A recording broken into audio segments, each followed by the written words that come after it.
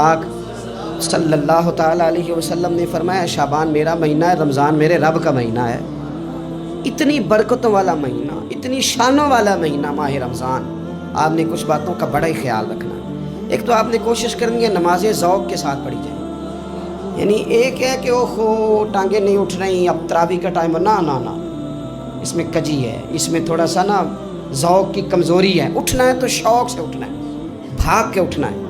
آپ نے مسجد کے ساتھ دلچسپی پیدا کرنی ہے، کوشش کرنی ہے مسجد کی صفائی بھی رمضان میں ہمارے ہی صحیح آئے، اپنے اپنے علاقوں کی مساجد کی صفائی، نماز شوق سے پڑھنی ہے، شوق سے۔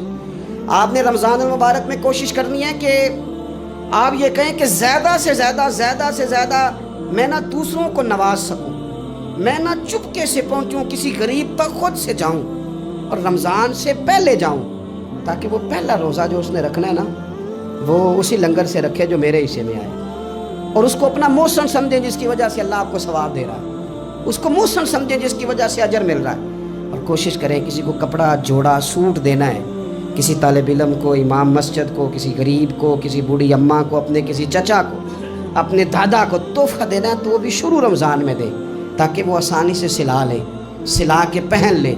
رمضان میں ہم نے قرآن پاک سے پیار کرنا ہے، قرآن پاک سے پیار کرنا ہے، صبح بھی تلاوت، دوپہر بھی تلاوت، بچوں کو ذوق دلانا ہے، شوق دلانا ہے۔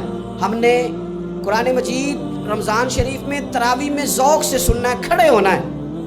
پھر رمضان المبارک کے اندر احساس ہم نے بہت زیادہ پیدا کرنا ہے، ہم نے دیکھنا ہے کہ میں کس جگہ میری ضرورت ہے، میں کس طرح کر کے کام آ سکتا ہوں، وہاں اپنی خدمات کو پیش کرنا ہے۔ پھر اس سے آگے آپ بڑھیں گے رمضان شریف کے اندر۔ سحری میں اٹھنا تو ہے نا جی، دہی لینے بھی جانا پڑتا ہے، دودھ لینے بھی کئی دفعہ جانا پڑتا ہے، تو اٹھنا تو ہے۔ تو ایسا نہ کریں کہ 10 منٹ پہلے اٹھیں، اٹھ کے پہلے تہجد کی نماز پڑھیں، وہ نماز جس کے بارے میں میرے نبی پاک علیہ السلام نے فرمایا جب بندہ تہجد کے لیے کھڑا ہوتا ہے تو رب اسے دیکھ کے مسکراتا ہے جو اس کی شان کے لائق۔ باقی نمازوں پہ ثواب ہو رہا ہے، تہجد کے وقت اللہ مسکرا رہا ہے۔ اور حضور فرماتے ہیں اگر جوان آدمی تہجد کے لیے اٹھے تو رب فرشتوں کے سامنے فخر فرماتا ہے۔ تو تہجد کی نماز ہر روز موقع ہونا ہے، اٹھنا ہی اٹھنا ہے، شہری کے لیے تو اٹھنا ہی ہے، تو وہی وقت تہجد کا ہے، خوب تہجد کی نماز پڑھنی۔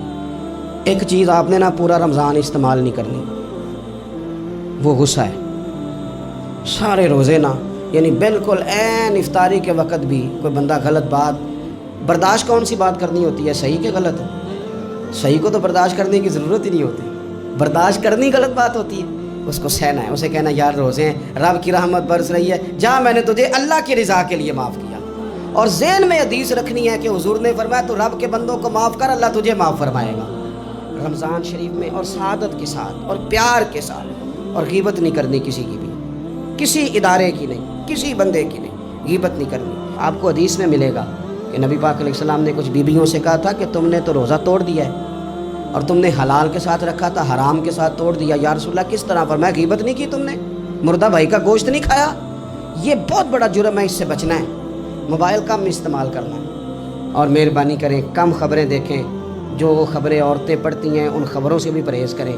کوئی ہم نے بڑا سال 11 مہینے سیاسی تبصرے کر لیے، کیا انقلاب آیا پھر ملک میں؟ تو رمضان کا مہینہ سیاسی تبصرے رہنے دیں، زیادہ وقت مسجد میں گزاریں، زیادہ وقت اللہ کے گھر میں گزاریں، زیادہ ٹائم آپ تلاوت قرآن پاک میں، استغفار میں، درود شریف میں گزاریں، ایک دوسرے کے ساتھ پیار کریں، ایک دوسرے کے کام آئیں۔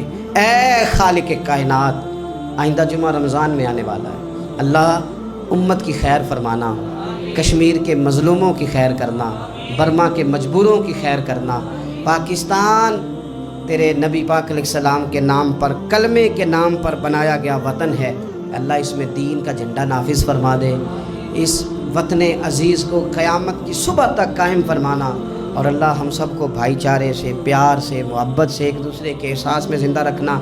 اس ماہ مقدس میں تو جن لوگوں کو معاف کرے گا ہم سب کے نام بھی اس میں شامل فرما۔